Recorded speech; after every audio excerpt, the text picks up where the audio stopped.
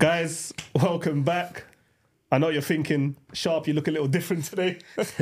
Listen, his O had to go. He had a great run. The guy was on here, what was the last episode, saying 100% guys, I want to... I've never missed an episode. I've never missed the episode. Well, guess what? You missed the episode. Idiot. But listen, my boy Westside's back. Come on. What are you telling me? We've got Zubs with us again. And we've got a special episode for you today. We've got our brother here from West London, goes by the name of Mobi1. Nice to meet you guys. My brother, thank you, my brother. Thank you for having us. Bro, obviously, since we've been in contact and we've been talking, I've watched, you've done a few pods. I've gone back and seen your story, bro. You've been through so much. And it's like, before we even get into it, bro, everything that you talk about is so commendable, bro. And it's like, I remember I was sitting there listening to it. I was at work listening to it. And I'm thinking, I don't even know the brother, and I really like him already. Yeah. Like, I rate you so highly from the things that you've been through, the things that you talk about, the fact that you're willing to come out and talk about it. And again, obviously, the viewers, once you unfold the story, and they're gonna realize, like, I just rate you, bro. I'm grateful. And I mean that as well, like genuinely, like, bro. I mean that, bro. Like, a lot of people ain't been through half as what you've gone through, and it's still like. And he's still standing strong. Yeah, you're still standing strong, and you're here today talking about it and uplifting people, and it's just credit to the society, to the community, all of that, bro. Thank you, my bro. I really appreciate it. Nah, legit, You're absolutely welcome. My thing is, no matter what situation in your life, you got to move forward, because from the ground, the only other way is up, innit? So I love that. Yeah, you're not going up. I have to write that down. There's nowhere else to go. Do you know what I mean? Yeah. So and have you always been like that? no, for defo not. I feel like I doubted myself a lot when I was younger, growing up. But I feel like now it's more like, what have I got to lose? Do you know what I mean? I'm in the headspace where if I don't do something, then I have no other option. So I'd rather do something. It's better than doing nothing. Yeah, do you know what I mean? Because at the end of the day, life is pretty beautiful. Like there's so many aspects to it that most people probably won't realize on a day-to-day basis. And if you don't explore them, you'll never really know. So, yeah, man. No, I rate that, man. It's also like a sink or swim attitude kind of thing, innit? And a lot of people, if you're like, I've been in certain situations and it's nowhere near what you went through. And at that time, I remember thinking, this is long. This is long. This is long. Just give up. And I can't Sometimes see you just light. You throw the towel in. Yeah. I can't see the light like at the end of the tunnel, so to speak. So it's like, and again, that's nothing compared to what you've been through. Yeah. Everybody's, from my understanding, the way I look at it is everybody's situation is relative to them. So my situation, obviously, for me, was very difficult. But for anybody else going through a situation, no matter the intensity of it, it's still going to feel the same level of intensity as mine felt to me. It's true, yeah. For them. Facts. So 100%. that's basically, everybody can still get out of it the same way. That's how I look at it. Because no matter what's happened to me, I feel like, it might technically be harder to get out of it. But like, I've had, like, I used to play football, so I've had like ACL injuries, MCL. Yeah. And I've obviously made it back from that. Do you know what I mean? And like when you're in the hospital bed having the operation, and you know you got like 6 months to go before you can get back to playing ball again. Yeah, like it is long. Yeah, but I hear what you're saying. Yeah, you get there. Do you know what I mean? Of course, so, yeah. You could have been a pro footballer, basically. I used to play for Brentford. So yeah. I used to play for Brentford. That's why you thought them. It can make sense now. I used to play for Brentford. Well, I've been at a few clubs. I was at Aldershot Town for a bit. Hayes and Yedden as well. What position? So centre back. Centre back. Okay, yeah. You got the height for it, to be fair. You got the height for it. When the headers. Yeah, corners, headers up there, innit? Yeah. Put in the mix up. I was scared of headers, you know. I was actually scared of defensive headers growing up. Oh, for real? Attacking headers, all day, but defensive headers, I didn't really. It's true, because when you're attacking the ball, it's like that's all you're fixated on. Whereas when you're defending it, people are running. You literally gotta like elbows, that's the problem. And it's very easy for you to go up for the header because your eyes are on the ball. An attacker's charging at you, yeah. Like you're already in the air, so when they jump, no matter what happens, they could take their trajectory is taking you. Yeah, like, that's true. Yeah, the direction. force is gonna. Yeah, it's true. That's true. That's true. Was you playing ball centre back, or was you? How was your? Do you know what? I was really quick growing up, yeah. So for me, when I went into centre back, it was light work because I was so quick. Yeah, because I started off as a striker. I was a centre forward. Yeah, but I wasn't really packing goals like that. Be completely honest. I could run into the ball. Yeah, I could get past anyone, but my finishing was horrendous, bro. Literally. But you would have been young as well, wasn't it? Yeah. So then I moved into right mid because I knew that I could run the line quite easily. You had the pace. I was quite a fit person. And I was a really good playmaker. But then when I realised that midfield, is any position in midfield is a long day, bro. Especially if like people are playing long balls. Yeah. Who're just constantly running. Yeah. And I was just like, I'm not really trying to run. I'm going with you. Like, Yeah. do you know what I mean? I'm not a running man. Like, why? I'm not trying to run. So I thought, okay, what can I do that's like really simple and I can read the game really well. Yeah. Centre back, you can see the whole field. Yeah. Like, you can read the game. So you know what you need to do before it's even happening. Yeah. And because you can always be 2 steps ahead of the game, you can read the game so much better. You really never have to do any work. So it's probably the laziest position, I would say. I hear what you're saying. Yeah. I used to play right back, and I used to enjoy it because of the defending aspect of it. But I used to like getting forward. Like in my head, I was Danny Alves. In reality, right back wants to be I think I was Gary Neville. In reality, I think I was Gary Neville, boy. But in my head, I was doing what Danny Alves was doing from before Danny Alves. But really and truly, bro, I don't think it looked like that. But yeah, man. But so obviously we've touched on your story, but let's go to the beginning of it. So one of our boys, Evs, he ain't here today. He always asks this question: if your life was a film, what would be the opening scene of that film? Oh, that is a question and a half. Yeah, the opening scene. Yeah, and you obviously you know your story. You can pick cool. anything that stands out to you. The way I would do it, probably most people would be like start from when they're younger, kicking a ball in park. But I would kind of go straight to the heighten of it. So almost like the middle or the end of the film. So probably like a scene of me being like rushed to hospital. So then it's like, what's going on? And then it would black out and then it will go to the beginning. And then it'll go to the beginning. Yeah, I like that. That's how I would do it. I like that. Yeah, I like that. So if you don't mind telling us, for those who don't know your story. Yeah. So my name is Mobi1. I'm a burn survivor. I was in an explosion at work 3 years ago now. Coming up to 4, actually, it'll be this year. And I guess the easiest way to explain it was I was an aircraft technician. That was my job. Okay. I studied an apprenticeship in it, and that's how I kind of got into it. And then I worked for a private firm, basically. Yeah. And they did pretty much everything you could think of in aircraft maintenance to some extent in a multitude, plethora of different companies and countries. So I was based in their location in Gatwick, pretty much. Okay. And I was servicing safety systems. So aircraft slides, rafts, oxygen cylinders, you name it. Anything that's to do with a safety system, they basically have facilities to do it there, yeah. So because it was during COVID, they had to furlough the workforce. So they furloughed maybe just over half of the workforce, like 60% of the workforce. But in my department, because when I moved to this firm, I was headhunted to open a whole department. Yeah. Me and one other guy who I used to work with at a completely another company doing safety systems. So we both moved there together, opened this department for them. And when they furloughed us, they basically they asked who wants to go and be furloughed. And he obviously volunteered. I was like, cool, I'm cool to work. I don't mind. I don't want to be sitting at home being bored. The person I was with at the time was kind of jarring. So I was We've all got one. There's always one. So I was like, nah, I'm trying to go to work. I can't I'd rather be at work. So, and obviously I think it was 80%. Was it 80% pay you got on furlough? So I was just like, if I get 80% pay, then it just means I can save less. And I was trying to work towards saving a mortgage. All of that kind of stuff. You're just about getting by with it. Exactly. So I'm just I'm not trying to do all of that. So I'm just going to go to work. So I was going to work. Then I remember basically I went to Denmark for about 3 weeks during COVID. And he came off furlough during that period, to work in that 3 week period. So I went to Denmark for 3 weeks. Because it was so lax and there wasn't a crazy amount of work coming through, they were just basically trying to encourage us to take our holiday as much as we could, even though you couldn't really go anywhere.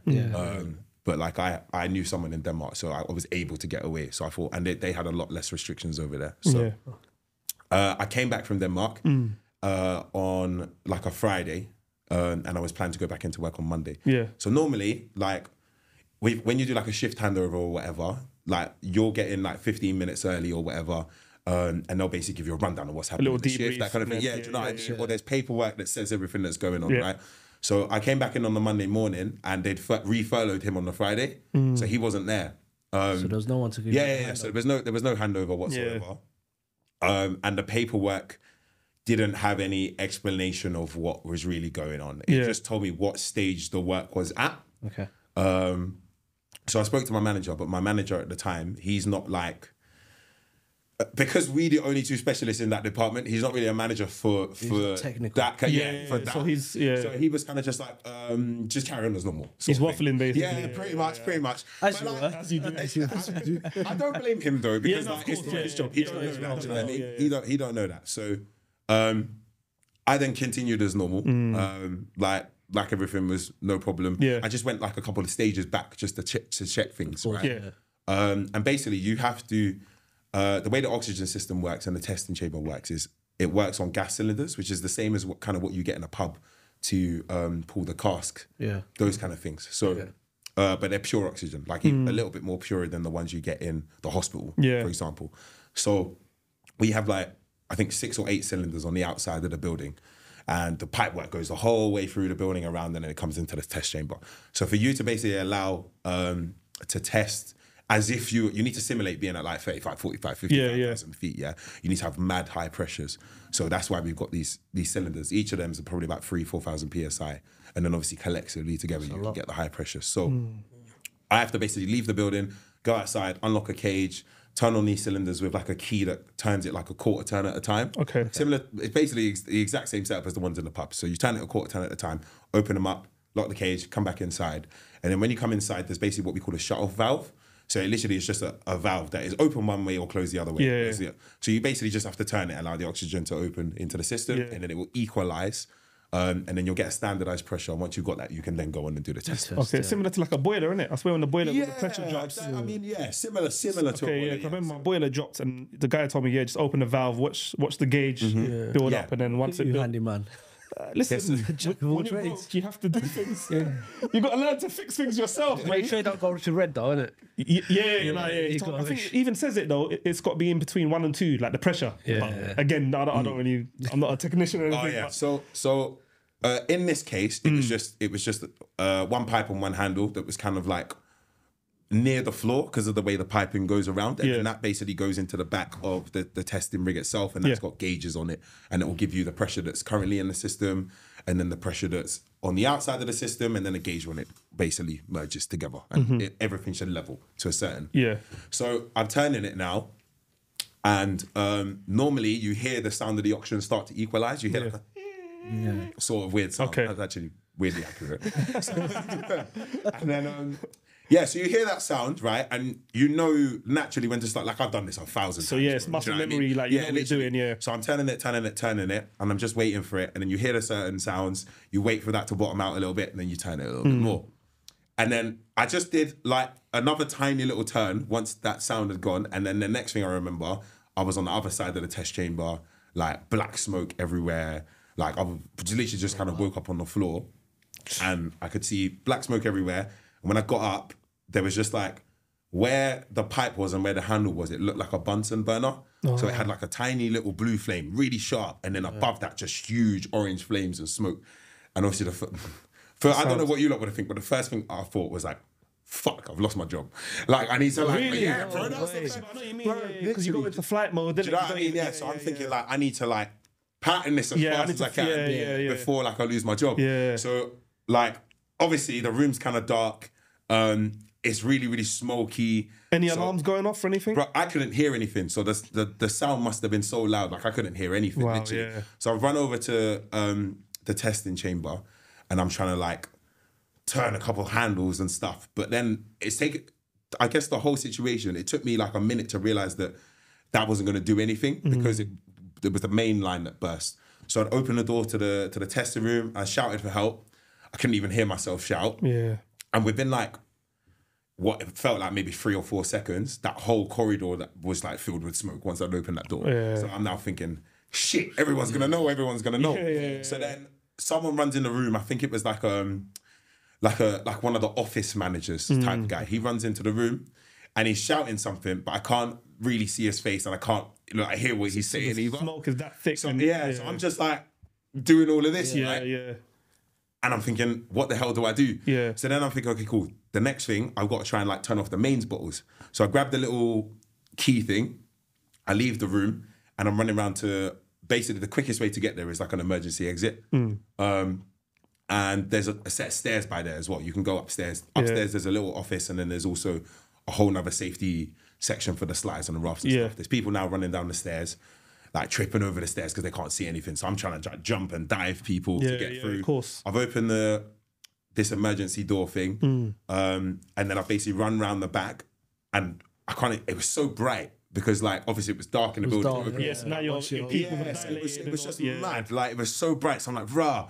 So I'm running now. I've got round to the cages, and I get to the cages, and the padlock code for the cage is one of the manager's date of birth. For the life of me, I can't remember this code, bro. Like especially in that situation. This code, bro. I've used this code so many times, and I'm just thinking, what the hell is the code? Like, your mind's gone blank on that 1984, 1983, 1842. Like, bro, I couldn't. Eventually, I got the code. 1842. And while it's okay, that's a bit mad. Yeah, once, bro, like I didn't know. Literally, what's going on right now? Once I got the code open, I'm hearing like more bangs going off in the building. And I'm thinking, right, like I need to somehow stop this, otherwise the whole airport's going up in smoke. And I'm thinking, like this is the kind of stuff that like, if something goes wrong, they get like a therapist in to question you. And like people get jail time for this kind of stuff. Oh, like that? Yeah. Okay, so you're not even thinking. I'm not even thinking. I'm genuinely thinking like, because like if people die, bro, of course, do you know what I mean? Like it's a manslaughter charge straight away. So bloody hell, now turning each of these bottles off, and remember it's a quarter turn. So each one is like 6 full turns. So I'm like like 6, 8 times. Yeah. I've done that now. I've locked it off, and at this point, I've then looked at my hand and like, oh, that looks a bit mad. So with all that going on, that's the first time you acknowledge any sort of thing. And like what I saw was like my skin, like a huge like circle of my skin just flaked away pretty much. Yeah.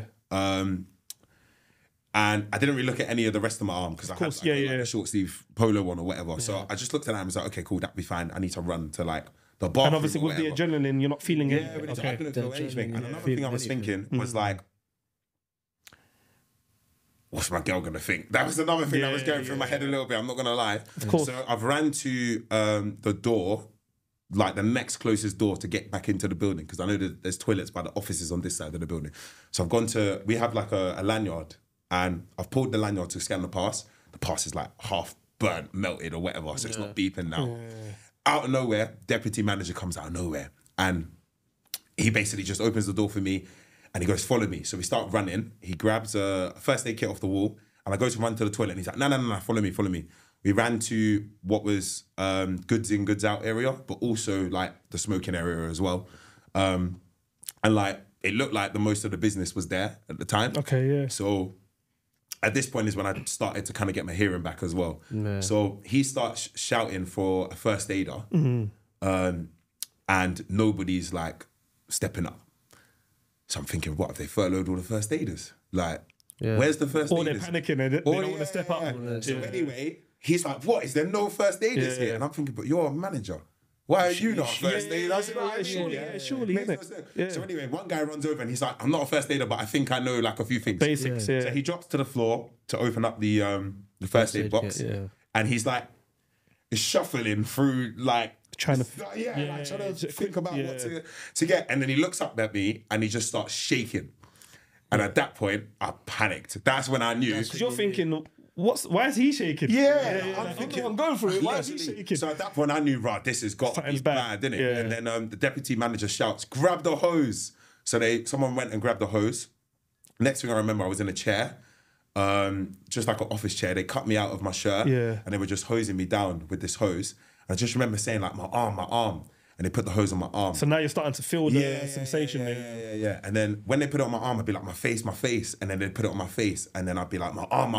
And it'd just be going back and forth. So they had someone running back and forth with a jug to the water machine, like the ice water machine, to pour it on. And that is a mad sensation because like that still felt like almost like when they were pouring that on my face, that felt like a brain freeze. Because it's cold, isn't it? Yeah, it's cold. But then as soon as that stopped, burning instantly again, sort of thing. So, and they were just running back and forth, doing like laps, ships between each other. Yeah. And then everybody else is just like standing around. Eventually, an ambulance comes. Yeah. And they basically gave me like 2 paracetamol and 2 paracetamol. Yeah. 2 paracetamol. That's it. Wow. Yeah, 2 paracetamol. Yeah. I take that when I got a flu. But That's mental. That's a standard day. That's a they gave me 2 paracetamol. And then they said you can stay for like another 15 minutes, but then we got to go to the hospital. Okay. And I didn't want to leave because like I just didn't want the water to stop on my body. Oh, that was what's helping you at that time. Literally. So they were just telling me to try and focus on my breathing. So eventually I agreed to get into the ambulance. Yeah. I got in the back of the ambulance. They put me on like a stretcher bed thing. And then on the way to the hospital, the guy was pouring water on like my head and my arm from the ambulance. And then I just remember, however, sometime through the journey, he just turned around and said, "I'm so sorry, bro. Like, we've run out of water." And I was just like, mad. Like, and at that That's the point, last thing I want to hear. I just had to go into some next level, like, meditative state. Like, I don't remember any of the rest of that journey. Then I remember being in a hospital bed, and my mum turned up and my dad turned up eventually. And my mum was kind of like, I don't know why, she was just very angry with the hospital people. Bless her. My mum's a psychiatric nurse. Okay. Then I remember waking up in another hospital. I was in a completely different hospital. Oh, so they transferred you? Okay. Yeah, so the first hospital they took me to was, I think it was either Red Hill or Reigate, one of those areas. Then the second hospital they took me to was Queen Vic in East Grinstead, I think it is, which is like a specialist burns place. Yeah, okay. So they took me there. And then I was there for about a week, pretty much. I went into anaphylactic shock because they gave me, they put something on my skin which is supposed to help burns, which is made from pineapple skin. Okay. And I'm allergic to pineapples. Oh. Yeah. And I didn't know I was allergic to pineapples. I've never had a pineapple allergy my whole life. Yeah. Until now.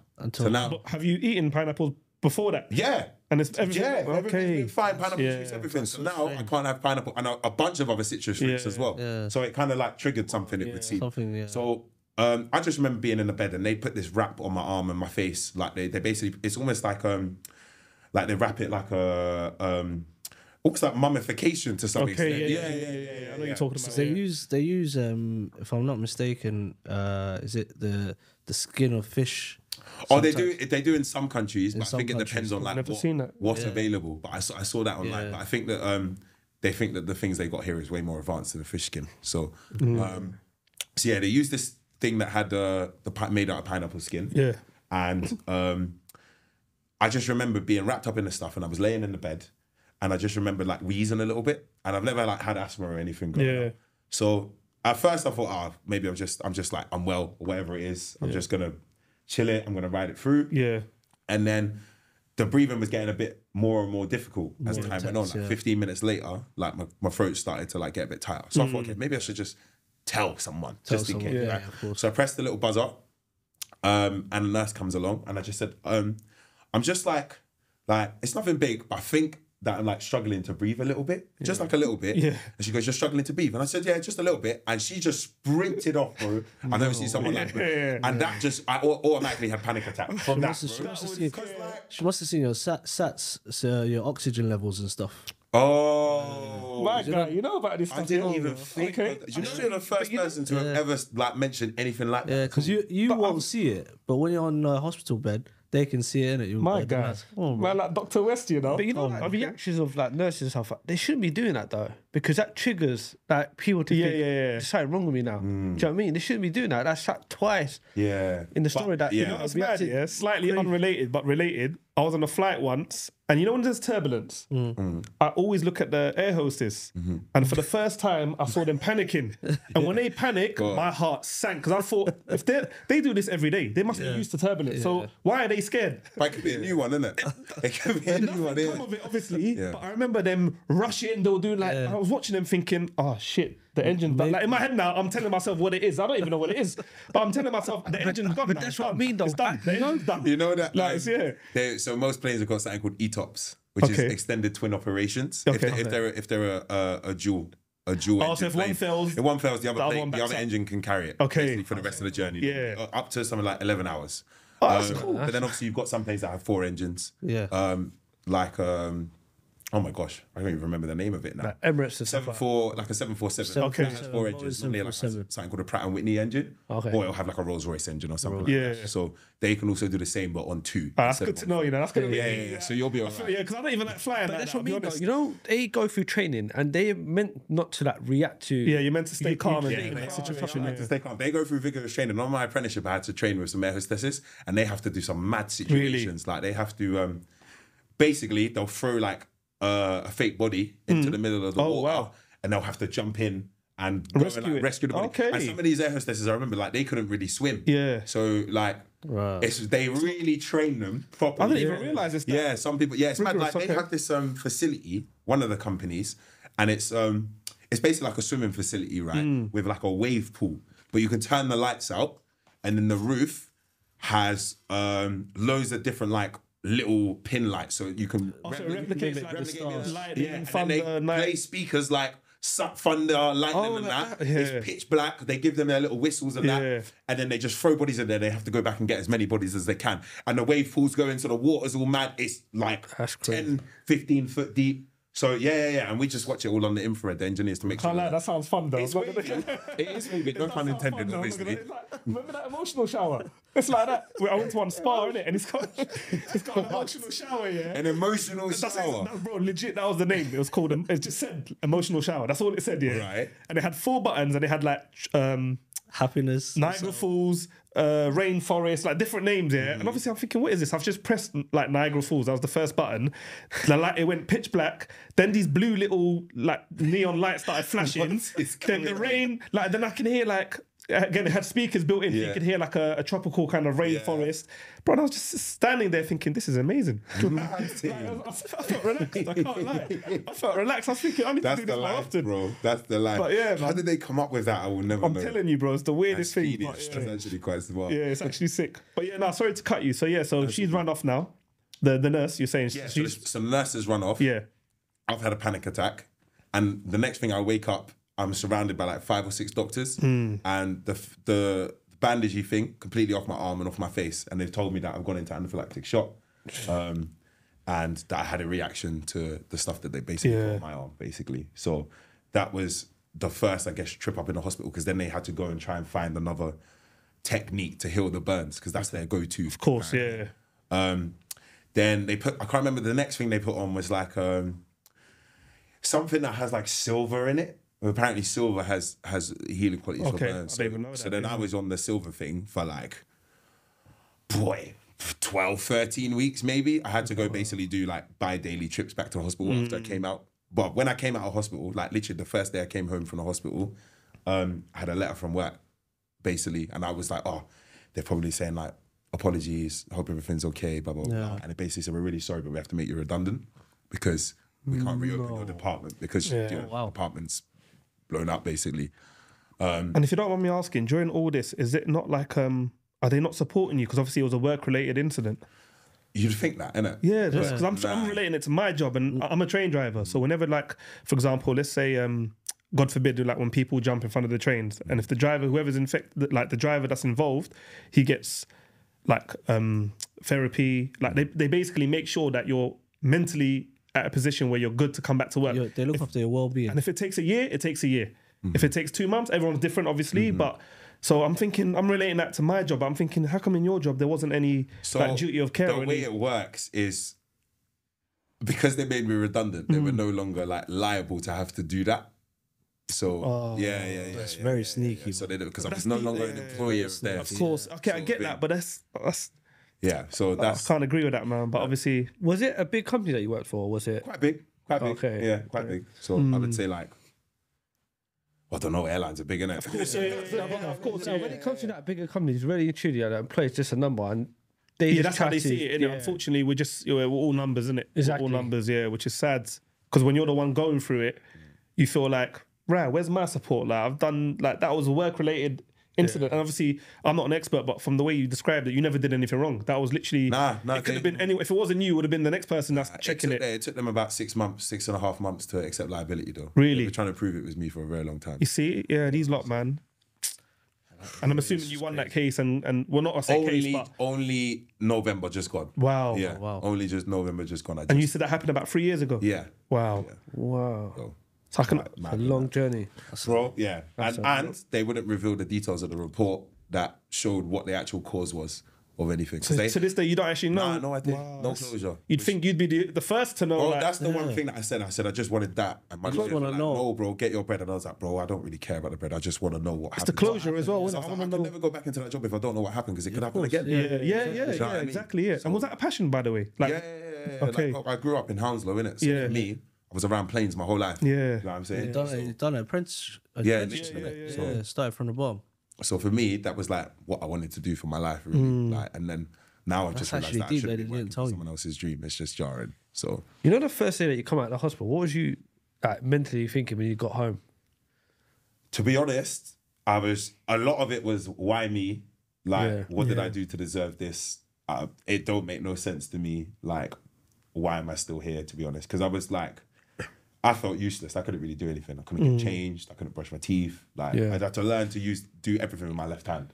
So, like, everything was just upside down for a very long time. But yeah, the first day I got back was, I had a flatmate in it. So, and he was being furloughed. But obviously I was talking to him while I was in the hospital. Yeah. So he just tried to make it, I guess, as comfortable as he could for me. Was he supportive? Situation. Yeah, he was at the time. But that turned into a whole nother story. No, really? Because basically I ended up losing the flat because obviously I got made redundant, so I then had no bread to pay for rent, so he had to move out. And his situation was that he kind of had to escape his family. Okay. So he was in a dangerous situation with them.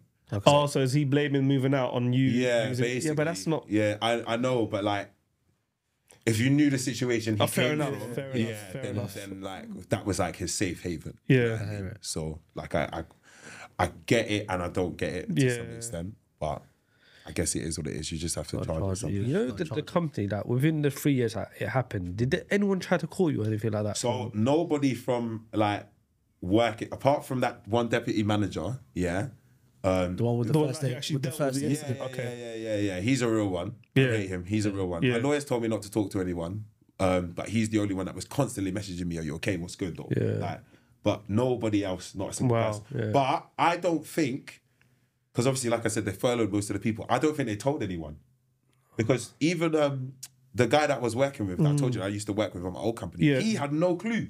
No idea. What about the whole incident? About the whole thing. Oh, wow. Because he just randomly messaged me once saying, "Yo, bro, I know you're studying for your..." So we have different licenses that you get in aerospace. Yeah. So I was studying for something called my B2. Okay.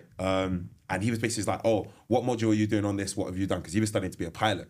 And I'm thinking, "Raw, You don't even know what's he's going just randomly messaged me about crazy, this." yeah, Like, yeah. he literally has no idea what's crazy. going on. Yeah. So so the only people that knew would have been the people that was there on the day. Physically there on the and day, they innit? probably said, "Don't say anything about it." Yeah. Instantly. So, but the M But you manager know what's crazy? director. Sorry to cut you. That's but cool. The way, like, for them to do that makes me instantly think they know they was at fault. They're trying to cover their track. That's just my mind. Yeah. Maybe I'm cynical, but like, if they're trying to hide something, why are you hiding an incident? Yeah, Like, that's true. if you're not at fault, why are you hiding the incident? That's how I would be thinking anyway. But I kept getting calls from like private numbers, and it was basically like the managing director. And obviously, my lawyer told me not to speak to work, and like the Katie Piper Foundation that helped me out of massively. course, incredibly. yeah. They just said, for your own peace, don't speak to anyone at work. And obviously the therapist that they got me as well. And the managing director kept trying to call me to get a statement about the situation, because he had to submit it to the CAA, which is the Civil Aviation Authority, to let them know what happened in the airport, obviously. Yeah. And also to EASA, which is the European Aviation Safety Agency as well. So they're like the two governing bodies, basically. And like, I didn't remember, like, what was I supposed to say? Do you know what I mean? So, and he just kept doing these mad questions. So they were just like, just stop talking to him because it's just causing you stress, sort of thing. Yeah. And also the questions, are they like, is he trying to lead you down? Yeah, like, it was interrogation-y style questions. it's not checking on your well-being and that kind of vibe. It's And more, at the beginning of every more of a call, he would transaction. ask me how I was, blah, blah, Yeah, blah. yeah. And then it would be like, look, I need to get these questions done for blah, blah, blah, blah. Yeah. I'm really sorry. And then it would just turn into this interrogation-y type of thing. yeah, I hate when they try to do that. Yeah, it's That's a bit mad. mad. That's actually crazy. But he probably got told that he has to ask these questions. Yeah, and So I get it. Everyone's got a job to do, but I feel like there's a time and place. And also, I don't know. See me, I've never been a company man in any job I've ever had. So for me, it's like I'm a people person. So regardless of what's going on at work, I care about the person. Like, it's not my dad's company. Like, I don't, if they fire me, they fire me. Like, I just get a new job. Like, that's always been my mentality, whether it's wrong or right. That's just how I've lived my life. But like, so when I've had people, like, so again, linking it back to me being a train driver, like when people have had incidents where it's like someone's jumped in front of the train, whether they've lived or died, and I've spoken to the driver, even if it's 7 months later on, I'm always like, bro, like, how are you? Like, forget all the job, like, forget that. How are you doing? Like, are you cool? Like, and obviously, whether they want to share, whether they don't, is up to them. But I feel like you need to have someone who actually cares about you for you, not for you for what you can provide or what you can do for the company, or like if you get what I mean. But it's crazy, bro. I'm just listening to your story. I'm trying to think, like, if I was ever in that situation, I don't know if I could handle that. And that's me being real with you. Like, it's mad, you know. It is. It was just a long day. I can imagine, yeah. There's just a whole nother situation, but like my ex left me in the end as well. Yeah. And then I had to move back in with my rents. And obviously nobody wants to move back in with their rents after you've already like started your life and moved away. Do you know what I mean? So that was like a whole nother drama. But like I felt sorry for my dad really, because like he travels for a lot of work quite a lot. He works in tech. So it was difficult for him seeing his son like that for a very long time. Because like coming from an African household, everything's like strong African man. Growing up, mental health don't really exist. And what's your background? Nigerian. Yeah. Okay. So my dad just didn't really understand what was going on with me. Like it just hurt him a lot. Couldn't But really my mum, sympathise, who I was, to be honest, quite scared of, to be honest. Same. Like, was probably the best I've ever seen her in my life. Like completely, like she just knew exactly what to do, how to treat it and stuff like that. So I was just very grateful to have her, man. Literally. So that's amazing, man. And you know what's crazy? Like us three, so we're Muslim, and the way we've been raised, we believe, like, for example, God will only, like, so this whole life is a test. Everyone goes through their own test. So your test will be different from mine and vice versa. But everyone gets put through a test that they're able to handle. So, for example, you went through that because God knows you can handle that. But whereas someone else might not go through that because maybe their tolerance for whatever life, whatever, won't be the same as yours. And that's what we believe. So even though me sitting there saying, that's not something I don't think I could go through, the fact that you went through it shows that you can go through it. And obviously the fact that you're here, you're in great spirits, you're doing, like, you took a negative and turned it into a positive, and you're sitting here telling everyone your story. And obviously you're helping someone else who might even go through the same thing or is going through the same thing as you. Like, that's, bro, I'm just legit credit to you, bro. Like, I appreciate it. Like, legit, bro. It's just amazing, bro. It's a testament to you. Yeah, no, it really is, bro. Because what would you say to someone going through like a burn survivor and something along those lines? Therefore, contact the Katie Piper Foundation 100% because they like patterned the whole situation for me. Like within a week, maybe even within like 3-4 days, I had a therapist, a psychotherapist, a nutritionist, a personal trainer. I had a physiotherapist, and then just literally someone that was checking in on me almost like every half an hour, 40 minutes sort of thing. So like from what I understand, one of the only charities, especially I think they're the only charity in the UK that deals with burns specifically. Really? Okay. Yeah. And how did you get put onto them? So I had a therapist in the hospital when I was in there for that week or so, and she was supposed to come every day, but she came like bi-daily, and she would just have conversations with me, and she basically gave me a leaflet, and the leaflet basically had like a few different like charities, foundations in it and stuff like that. And I remember the two that stuck out to me was Katie Piper Foundation and Samaritans. They were like the only two. Katie Piper is a burn survivor as well. She is, yeah. She is, yeah. So, and the reason she started it was because there was nobody to help her, basically. No one to help her. Yeah. So I looked at the two because the others were like, I don't know, like just like talk lines sort of thing. If you need help, sort of thing. So. Samaritans were good at first. Like I did give them a call first just because I'd heard of them first. And it was basically just, they just listen to you talk sort of thing, but they're completely impartial. They can't give you any advice. They can't speak on anything. They're just allowed to literally listen to you and hear you out. And it's almost just like keep you on the phone so that you're safe. So, and I respect that because that was what their job was. But then as soon as I called the Katie Piper Foundation, literally set me up on a WhatsApp network straight away. And I don't know, it's just changed my life completely, literally. So I was just very, very grateful to have them. So yeah, contact them. And then I would definitely say like things do get better. Like it takes a while. It does take a while, but every single day you'll see a difference and you'll look back on it and you'll realize like how far you've come without even realizing it. So just take it step by step. Each day, think of one thought at a time and always try and focus on the positives. Like you're alive, you're still here, you're breathing, you're kicking, like, and there's people that care about you, man. Yeah. So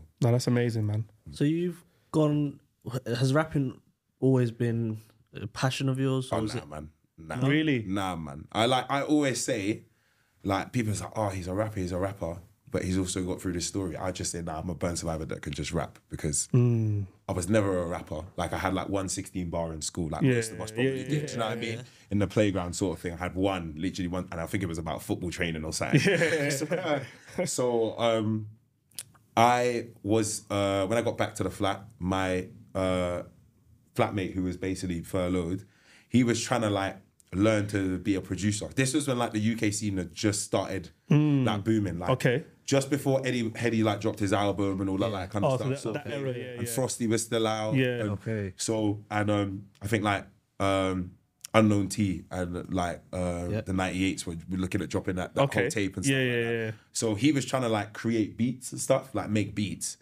And he was just following YouTube videos pretty much. Yeah. So basically, the Katie Piper Foundation taught me to like creative write. They just said, write down your thoughts, whatever it is that's in your head, just waffle it on paper. So they bought me a couple of notebooks and I was just going through books of just writing some of the maddest stuff I've ever written in my life. Like literally like some of the stuff that's in there, I probably could never read it again. So, like that? Literally, because I was just saying some mad stuff because I was just... But that's just how you felt. Literally, like, I was angry at the company, I was angry at myself, I was angry at the situation, I didn't understand what was going on to me, I was angry at God, like, it just nothing made everything, sense. So I was writing some mad stuff in a book, sometimes it was just scribbling the page, ripping pages, and after I was just writing loads and loads of these books, he just said, like, because basically there was just like loads of books around the house at one point and like ripped paper and stuff like that.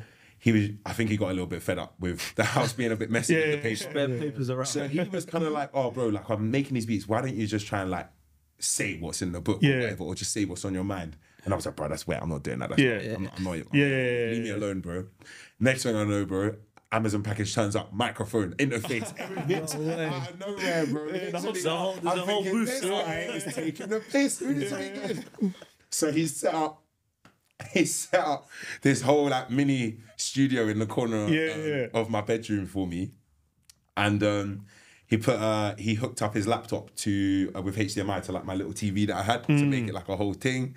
He dimmed the lights. Literally, he makes a real studio.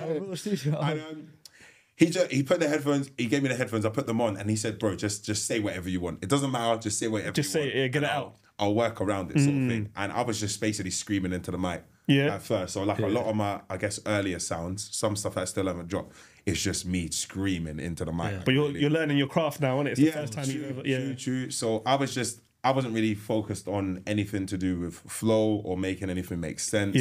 I was just trying to get out what was finding inside, your feet, sort of thing. In your head at that time, were you even making music? As in, was that your goal, or was you just said, "I just want to get this out, this energy that I'm holding"? Okay, literally, I just wanted to get it out, and I think because he must have read one of the books without telling me. Okay, and saw like how descriptive, aggressive it was. So he thought, or maybe it'd be easier for him to just shout it or something like that, this sort of thing, because it wasn't ever looking at like a poetry type thing ever. Like spoken word. Yeah, it was never looking like that at all. It just looked like, I don't know, like Screamo in books or something like that. So he just started making, I don't know, I would just call it sounds, because some of the beats that he made were questionable, to be honest.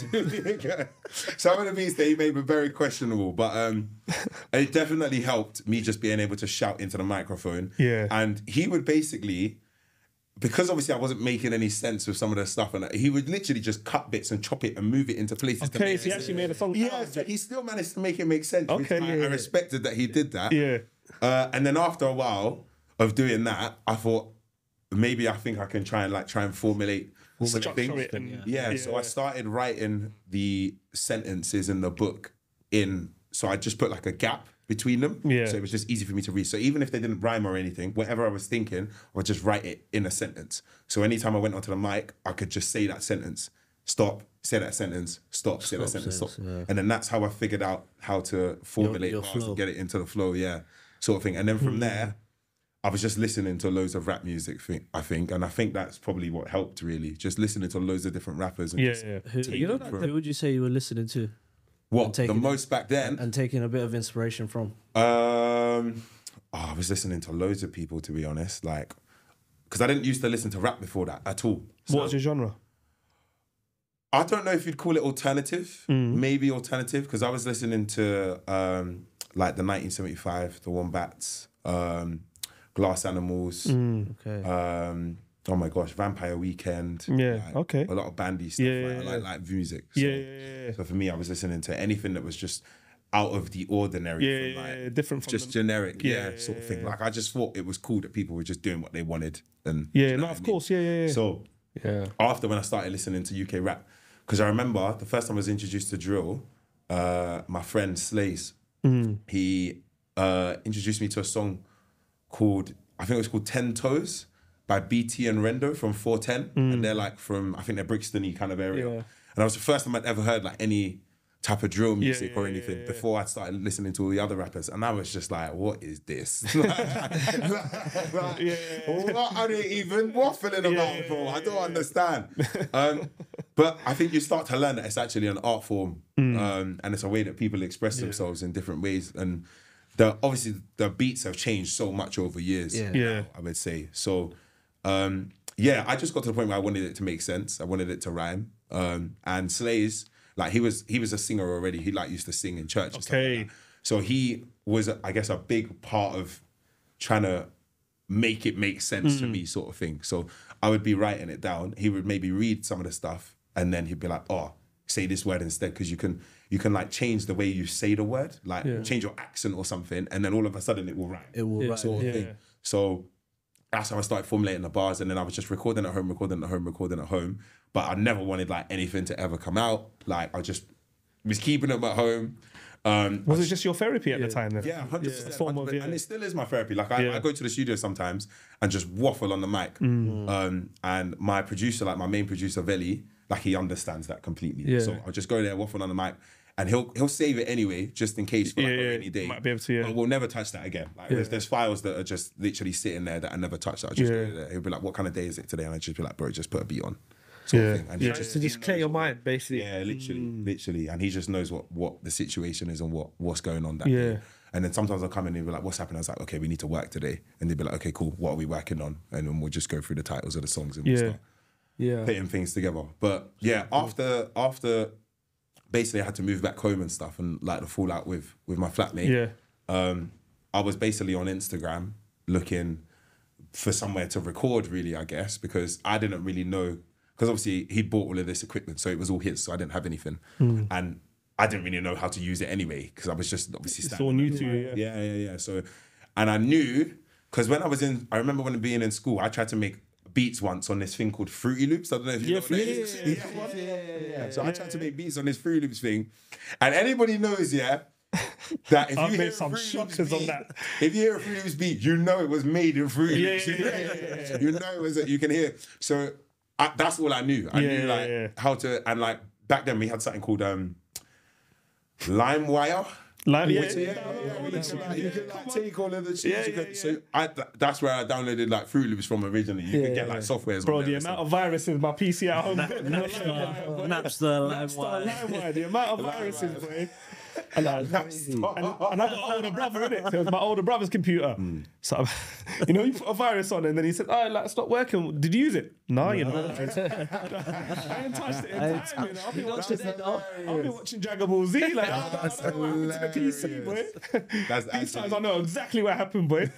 That's actually hilarious. Oh, that's mad. So I found Belly on Instagram. And he had a studio in Morden in South London. Okay. And I was living in an area near Kingston called Surbiton. Okay. So I basically went up to Morden to see him. Yeah. And obviously these times I was wearing a mask still. So when I first walked in there, he had all of his man because he didn't know. Because apparently he had a situation before where someone tried to like book a session and they basically tried to run up on him. So he's just seeing a big brother with a belly on. He's thinking, so it was mad. And obviously online then, I literally had no post, no nothing. So I didn't have anything set up. So, actually no, prior to him, I found one guy on an app called, have you ever heard of Spock? It's like Gumtree, but the new one. Yeah. So I found a guy on there, and he was doing like sessions in his like bedroom or whatever for £10 an hour. Oh right. So I went to him first, and I recorded with him, and then he moved to Kent, like so far away. It was like 2.5 hour drive or something like that. I remember going once, and I was just like, I can't really do this, like can't commit just to for therapy. You know what I mean? Because the drive is long as it is, and like I shouldn't have really been driving anyway, sort of thing. So. Yeah, found Belly on Instagram, and he was a little bit more expensive, but like it was Morden. Morden was like, I think it was like 17-minute drive or something like that. So I thought, okay, cool, I'll go, and I explained my story to him, and he's like, okay, cool, what's the situation? What do you want to work on? And I just explained, well, to be honest, I don't really have anything. I just kind of waffled, to be honest, a little bit out. So I did that, and then he just started making suggestions. Why don't you try this? Why don't you try that? Is there anything you want to talk about? Why don't you talk about this? Why don't you talk about that? So then I started writing like political tunes. Basically sort of aimed at the government. And so the therapy situation, when I was in hospital with the therapist, when I basically got out of the hospital, every time I went back for a bi-daily visit, I was supposed to have the therapist visit me as well. And it looked like basically she just wasn't turning up, or she wasn't there, and it didn't make no sense because like from what I understood, she worked at the hospital, so she should be there. Do you know what I mean? But they made it, they made it seem like she was just here and there whenever. Sort of thing, you got to catch her, but sort of thing. So which didn't make no sense because like she worked in the hospital, but basically NHS cutbacks because of the government. So she wasn't there anymore, and that was the reason I didn't get that therapy. So that was just another really trigger point for me, and a lot of anger came out of that. So that's why I directed a lot of my music politically originally at the beginning. So when you were doing the therapy, how were you at a better place mentally? Like, was it helping? It was definitely helping because you have like certain coping mechanisms that they teach you when you sort of like zone out or have a panic attack. That antidepressants as well, they can kind of throw you a little bit on certain days. You have like these weird like zaps. I don't really know how to explain it. It's almost like a little electric shock in your brain. It just goes like, ting, like that happens just randomly. So, the therapy definitely helped me figure out how to stay calm and keep myself balanced. Not necessarily like heal, but it helps you cope. I think that was the most important thing. Because if I had ever a situation, I already knew what I needed to do to be able to cope with it. Because like I still get bugged out by like microwaves and stuff like that every now and then. So I now have techniques that I can use just to make sure that I'm in a good headspace whenever like I hear some maybe scary sounds or like a tick or a timer or something like that. So went in with Ellie, recorded a bunch of waffle at first, and then I think the first song after that I recorded was The System, and I remember writing the whole thing, and I was in such a because remember I come from like trying to save money, trying to save money to like get a mortgage because I know how hard the difference. Of course, that's so like in my head I'm thinking I need to pattern this whole thing in an hour maximum. So I practiced it back to forth. I literally went in there and I spat the whole song. One take, the whole song. And he was like, "Why don't you do it in takes?" I was like, "Nah, bro, I need to just get it all out." Money, right, bro. I gotta be someone. Time is money. I did the hook, the verse. Everything, the hook, the verse, the bridge, and then one take of stabs, one take of ad-libs, boom. And did it come out the way you wanted it to? That's the ad-lib. That's hilarious. Yeah, so after that, Veli was like, "Nah, you need to try and split it up." I think it come out a little bit, you know. So then I started doing it verses and then a hook and then verse, and I did that for probably 2 years, I think. And then after that, when I guess like I developed my flows and I started understanding my craft a little bit more and realizing like I could get really techie with it and speedy with it, he was like, "You might have to punch it in and do it in bars, you know, because some of the times I'm like, and it can be quite hard to to get clarity when you're trying to still say stuff. Of course, yeah. But you're trying to fit in the wildest of pockets sort of thing. So sometimes, depending on what it is, you just have to punch it in and you might have to just get like because some bars you write and they're literally straight after the other bar. So there's no way you could completely say that word and then start the next word unless you cut off the last word. So again, these are all techniques that you're learning. Yeah, literally. It's all been a learning curve because I didn't know. But when did you realise you got a talent for it? Because I've done karaoke and I'm shocking. Feel like I don't know. I think I'm all right. Like, no, I think, bro, I've heard your music, bro. It's really good. Thank you, bro. It's really good. And like I said, it's not easy, bro, because like I've done karaoke. It's just, A, it's not my song. B, I know the song inside out, and I'm still dead. It's still dead.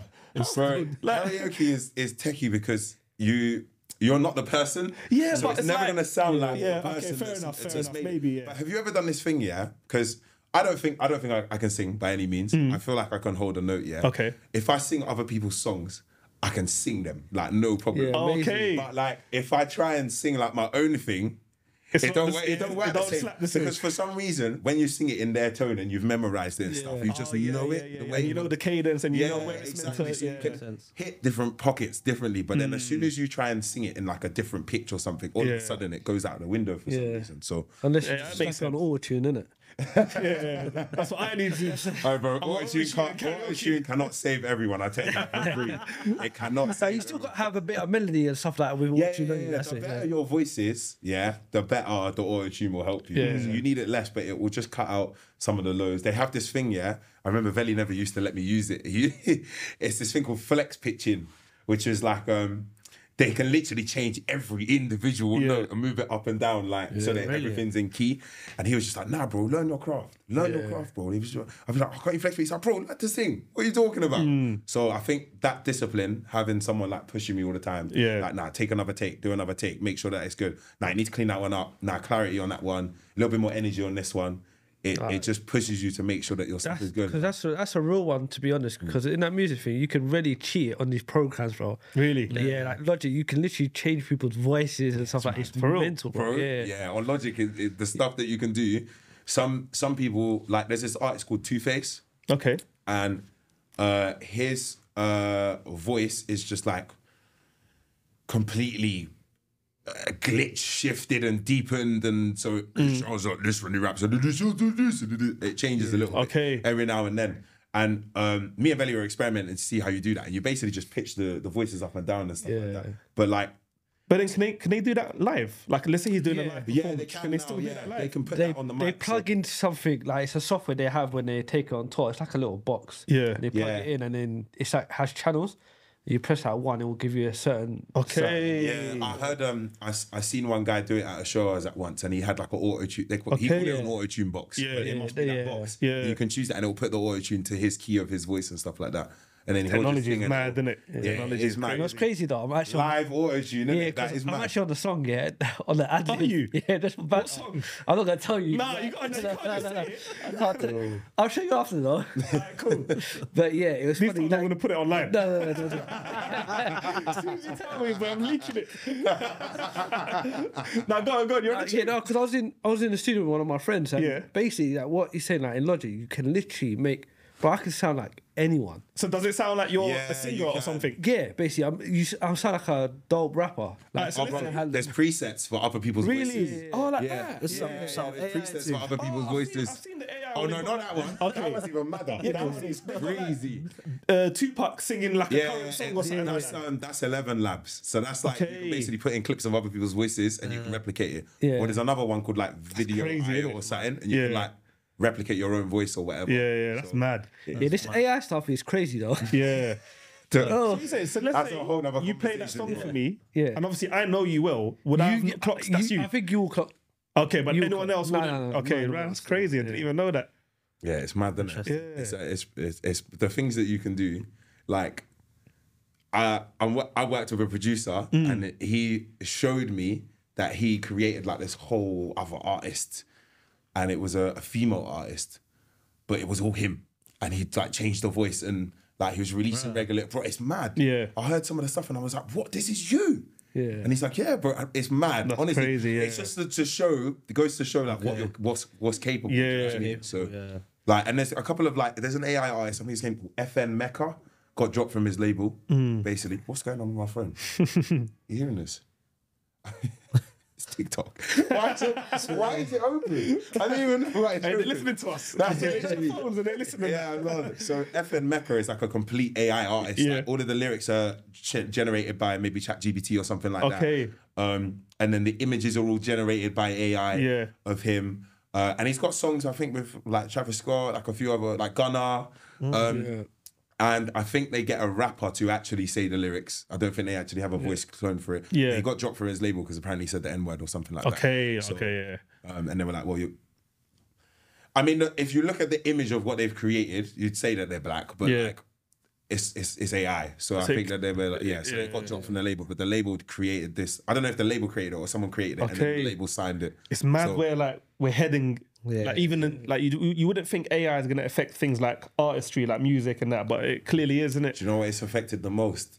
Go on. I feel sorry for like the video editors and the photographers. Oh yeah. It's doing half their job now, if not all of it. Literally, bro, like you can put in a prompt and you can create the maddest video. I can imagine, I've seen it, I've seen even for like podcasts and that, it literally clips it and it edits it exactly like the way. I know a couple of softwares that do that. I've seen it. Just put the whole video in and then it just automatically puts the captions, it clips the best bits, rates them in order of How it does that. It's mad, isn't it? It's mad where we're headed. because it searches the internet, it does SEO on the words and it basically knows what the best options are for the SEO for the words that you're saying in that video, so it knows what videos are going to do the best in what categories and what niches. So it's crazy, bro. yeah, it's quite wild. So I want to talk about the mask because I remember on the podcast you were saying that you got like, first of all, you got loads in it, different colours. Yeah, bro, I lose them like socks, bro. Really? You got a match with the garms. I lose them like socks, bro. It's ridiculous. Yeah. So how did that come about? So there's basically the original one I had, which is the same as like the sleeves. They have a material that's SPF, which has like a sun protection factor, basically. Okay. So it's there to stop the burns from getting worse. Because they can get, basically you can get something called hyperpigmentation, or there's another one. So it either gets like super dark or super lighter. Okay. So if you wear this, it's supposed to keep the scarring down and then obviously stop the sun from hitting it, because it's more prone to re-burning quicker. Because when your skin when your skin regrows, it's almost like baby skin. It's brand new skin. So it's more sensitive. Exactly. So I needed to protect my face and to protect my arm, of course, parts of my body. So I was wearing the original one that the hospital gave me, which is basically kind of like a bandagey type thing. And when I decided that like I needed to really make music, I was like, well, I kind of need one that makes sense, sort of thing. I originally bought like a normal one, but it was like chafing me a lot. It wasn't really breathable. Of course. I was sweating through it and stuff, and like it wasn't protecting my skin. So then I went and basically found out what the name of the material was of the original one. Saw if I can find it in different colors, and I did. I just found like loads on Amazon. And then I just found like a I think called seamstress. Oh, okay, And then she just basically just makes all of the masks. Wow. She makes it for you. So she just took like measurements on my head.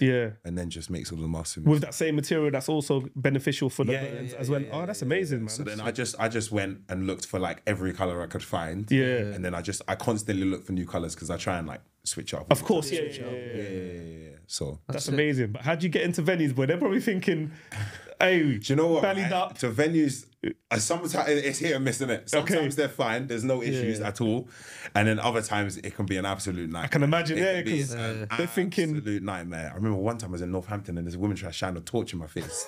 It was all mad, and I was like, bro, like chill out. Literally. So once normally I explain the situation to them, like sometimes I have to get like an NHS letter up or something like that. Yeah, sometimes it rarely gets to that stage. Most people are quite understandable. Like everybody's humans, you know what I mean? Security are down to earth at the end of the day. If you talk to them on a level, they're gonna respect you. So I just explained to them, and then normally they're cool. They might have to just check with their superior or the venue manager, and then normally it's fine. So, but sometimes it can be. I've had like 20-minute back and forths for a bit, and most of the time I'll just be like, nah, it's fine. I'll go home. I'm the least problematic person. I'll just go home. Like I don't want the stress of it. But like people that I might be traveling with or people that are already there, they're like, nah, bro, we got to sort out. So they'll be like trying to speak to this person, call this person who's inside and this kind of thing. So there's ways around it, but obviously, I would say it's probably about 60-40. In your favour? In my favour, I'd probably say it's about 60-40 in my favour. It's always a bit mad at new venues. Yeah, because they don't know who you are. Yeah. Anytime we travel out of London, it's normally a problem. Basically, normally it's a problem. Yeah. So, but most of the time, anywhere in London, I think they're pretty understandable. So, and I guess London has that stigma outside of London of people from London have that like quite rough, like that stigma of where being did I go? I think gang related and whatnot. Cambridge, and I had a show, and the person who invited me to the show, the venue was basically saying no, he's not allowed to come. Even though you're the headliner, saying no whatsoever. Like he's not coming. Is that because of the mosque? Yeah, basically, and they were like everybody apparently in the venue was like, nah, he's the nicest guy. We promise. So then I got there and they had a conversation with me outside and they were like, oh, you actually are like a That's crazy. Preconceived notion. Yeah, innit? Yeah, they've already judged you. They've judged you spoken to you. But that's just, unfortunately, that's just the world we live in now, isn't it? I wanted to ask you, so the name Mobi1, how did you come up with that? So that means may our blessings inspire one. And to be honest, like my name's Mo. Okay. So, yeah, my name's Mo. So it kind of just was.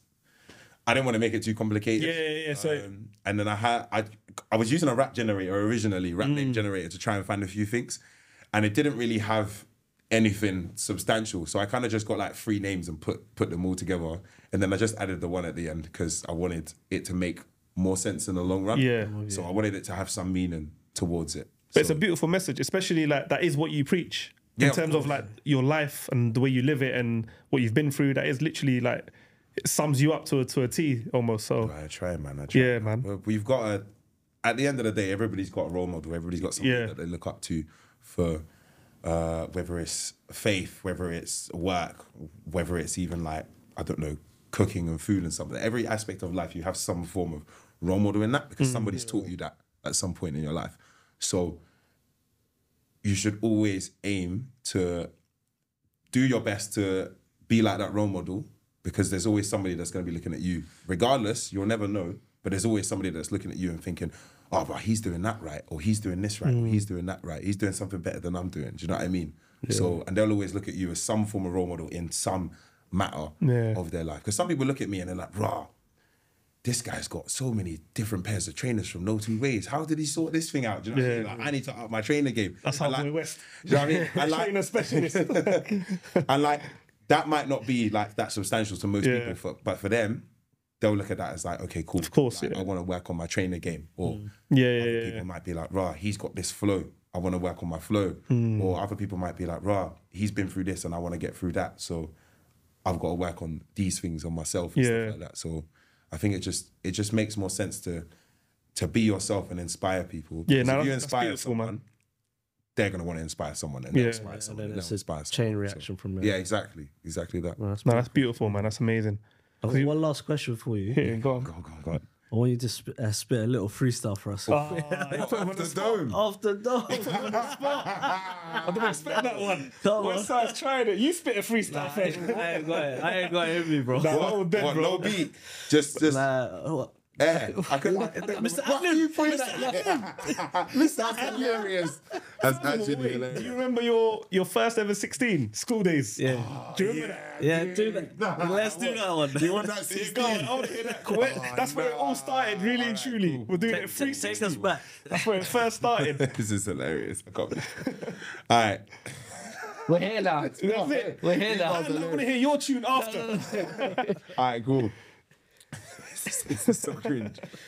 Yo, I spit bars on a hype. 16 bars get sprayed on a mic with a hook to the left and a jab to the right. Said Mo will be out on sight because I'm born with a height. Drawn to the light. Complex bars because I'm born for the mic. And my words are heavy yet sound so fake. I must have got on point, chest plate like a knife because you think that you're hard and a half.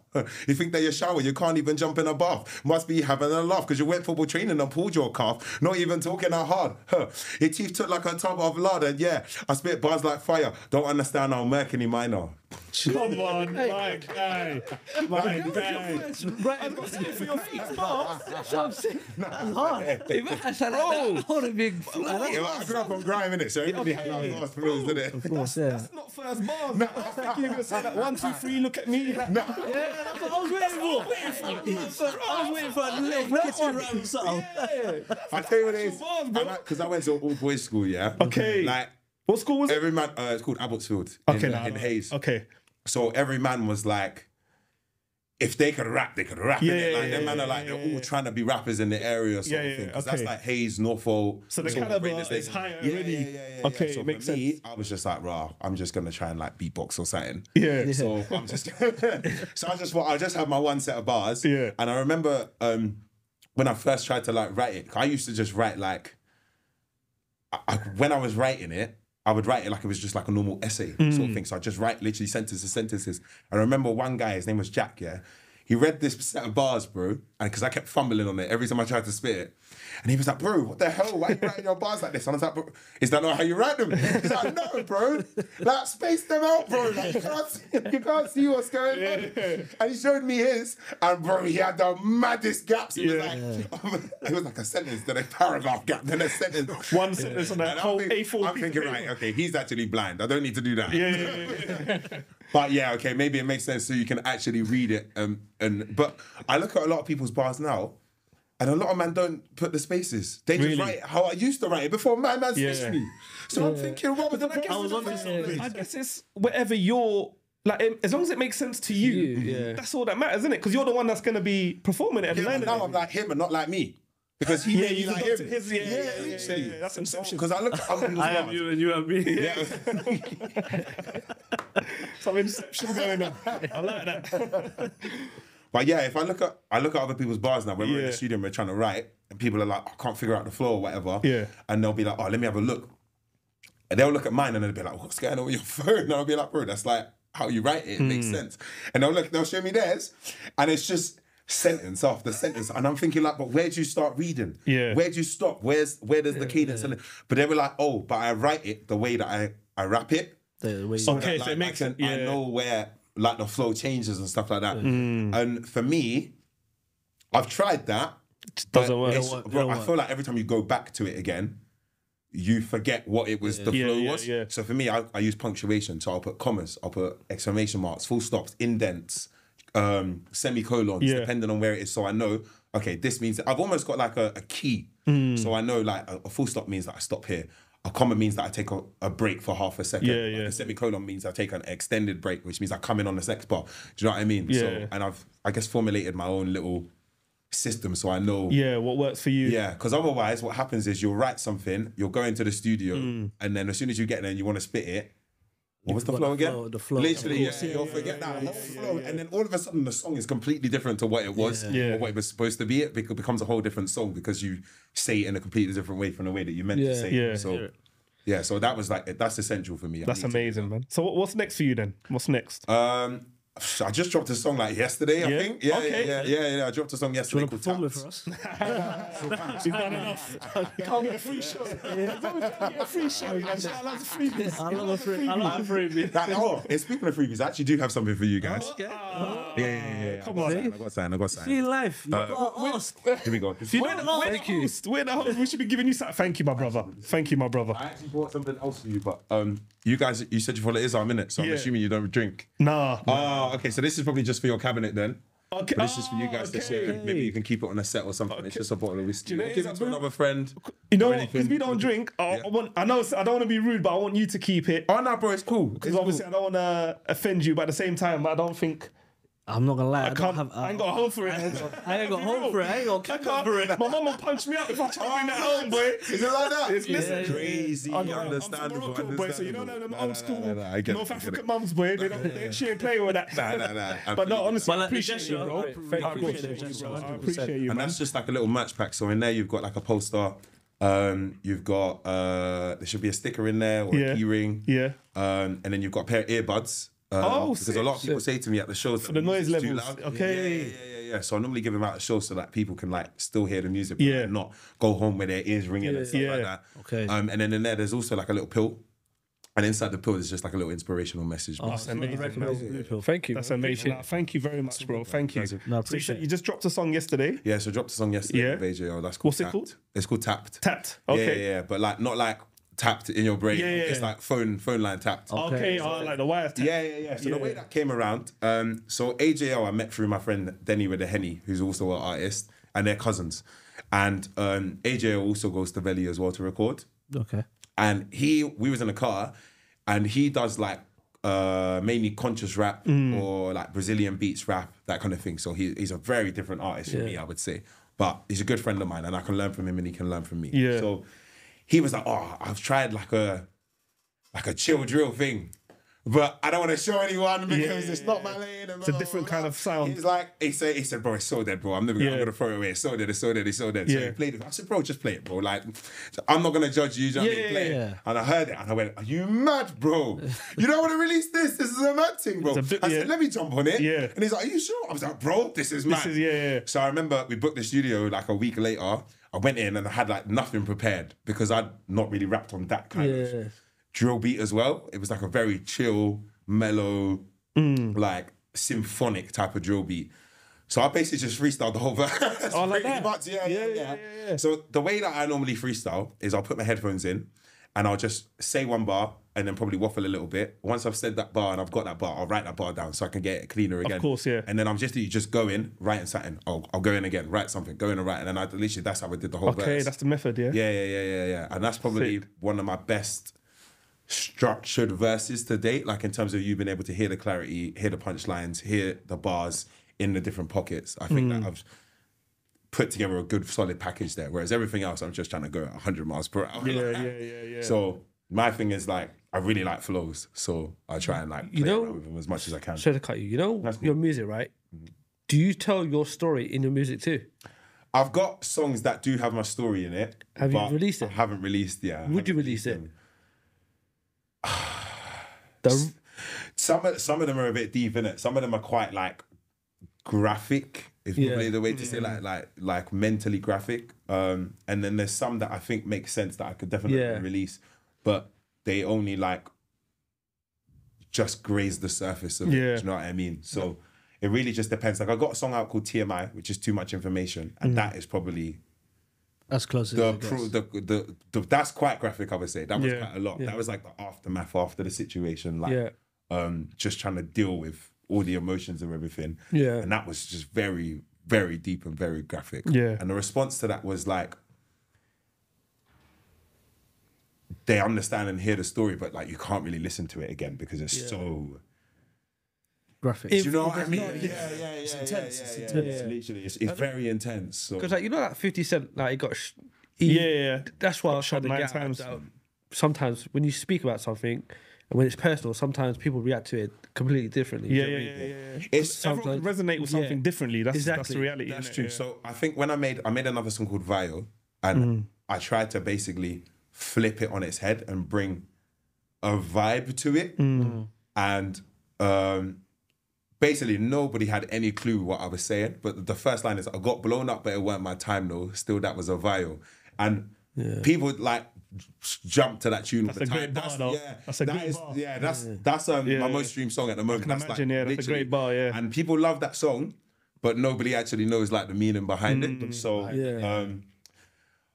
I mean, I think it's good that I've been able to create that vibe for people, and people have enjoyed the music in that way as well. But I get like it's my therapy at the end of the day. So I'm grateful that I was able to get it out in that way. If I can continue to create vibes and it still works as my therapy, then that's positive. But not all the time vibes is going to be the best way for no, definitely.